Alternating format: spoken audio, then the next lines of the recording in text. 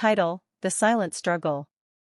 Once upon a time, in a small town nestled between hills, there lived a boy named Ethan.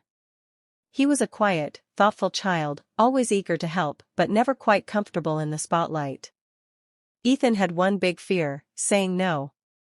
It wasn't that he didn't have his own thoughts or desires, but he dreaded the idea of disappointing anyone.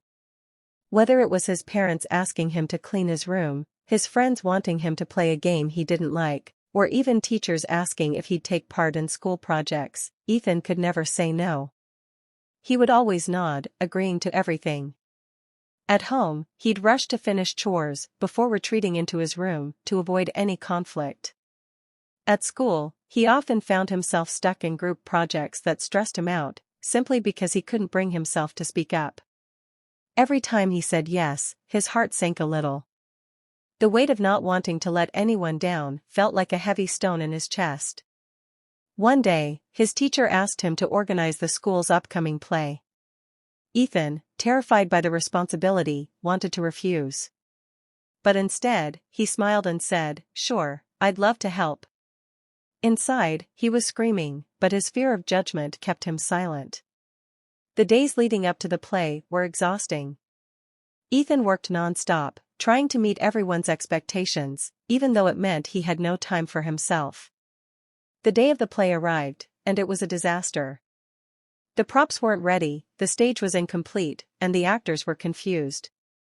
Ethan had overcommit, too afraid to ask for help, too afraid to say no when things became overwhelming. After the play, his teacher sat down with him. "Ethan," she said gently, "you did a great job, but I noticed something important. You didn't ask for help when you needed it." "Why?" Ethan looked at his feet, a little embarrassed. "I didn't want to disappoint anyone." His teacher smiled softly. "Ethan, it's okay to say no. Saying no doesn't mean you're letting anyone down.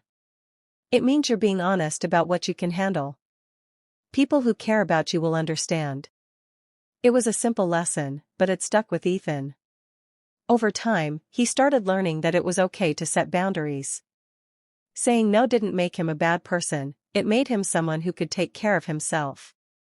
He discovered that, sometimes, taking care of himself meant not agreeing to everything others asked of him. And, in the end, people respected him even more for it. Ethan never stopped helping others, but he learned how to help in ways that didn't drain him. He learned that it was okay to speak up, to say no, and to find his own balance. And with that, Ethan began to live more freely, no longer weighed down by the silent struggle of always trying to please others.